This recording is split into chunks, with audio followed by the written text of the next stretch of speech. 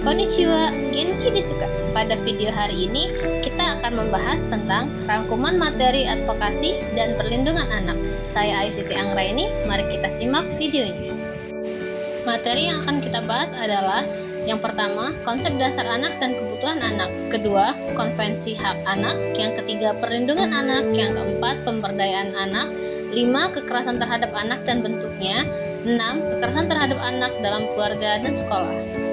Langsung saja kita masuk ke materi kita yang pertama, yaitu konsep dasar dan kebutuhan anak. Konsep dasar anak. Anak sebagai individu.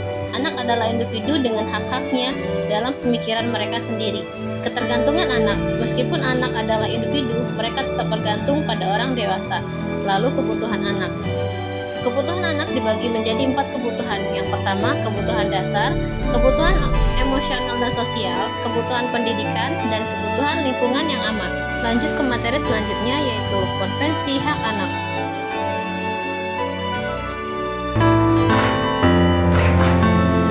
Sejak Indonesia meratifikasi konvensi hak anak di tahun 1990, banyak kemajuan yang telah ditunjukkan oleh pemerintah Indonesia dalam melaksanakan konvensi hak anak. Dalam menerapkan konvensi hak anak, negara peserta konvensi punya kewajiban untuk melaksanakan ketentuan dan aturan-aturannya dalam kebijakan, program, dan tata laksana pemerintahannya. Dalam sejarahnya, konvensi hak anak pertama kali digagas oleh Angelique Jim pada 1923 lewat deklarasi hak yang berisi 10 butir pernyataan hak anak. 5 tahun kemudian, deklarasi tersebut diadopsi oleh 3 bangsa-bangsa dan dikenal sebagai sebutan Deklarasi Jenewa. Majelis Umum PBB kemudian ikut mengadopsinya pada 1984. Pada 1979 dibentuk sebuah kelompok kerja untuk membuat rumusan konvensi hak anak.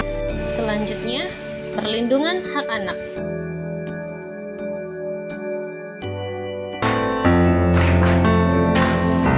Menurut KHA, konvensi hak anak yang diratifikasi ke dalam Kepres nomor 39 tahun 1997 terdapat 10 hak mutlak anak. Yang pertama, hak gembira, 2 hak pendidikan, ketiga hak perlindungan, keempat hak untuk memperoleh nama, kelima hak atas kebangsaan, 6 hak makanan, 7 hak kesehatan, 8 hak rekreasi, 9 hak kesamaan, dan yang ke-10 hak peran. Materi yang selanjutnya adalah pemberdayaan hak anak.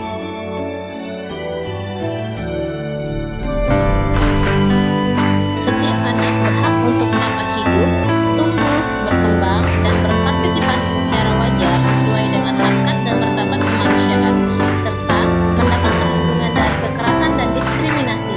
Setiap anak berhak atas suatu nama sebagai identitas diri dan status kewarganegaraan.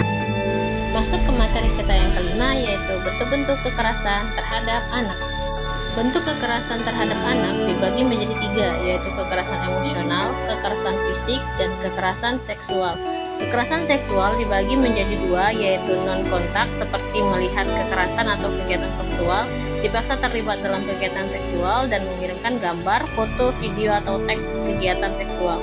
Lalu ada kekerasan seksual kontak seperti sentuhan, dipaksa berhubungan seks, dan berhubungan seks di bawah tekanan. Materi kita yang terakhir yaitu kekerasan terhadap anak dalam keluarga dan sekolah. Kekerasan dalam keluarga menurut KPAI yaitu menjewer, mencubit, menendang, memukul dengan benda, menghukum hingga jatuh sakit dan pingsan, melukai dengan benda berbahaya, dan kekerasan fisik lainnya. Kekerasan di sekolah yaitu berupa kekerasan fisik, kekerasan psikis, kekerasan seksual, diskriminasi dan intoleransi, lalu kebijakan yang mengandung kekerasan. Oke, baiklah teman-teman, terima kasih sudah mendengarkan. Dadah, sayonara.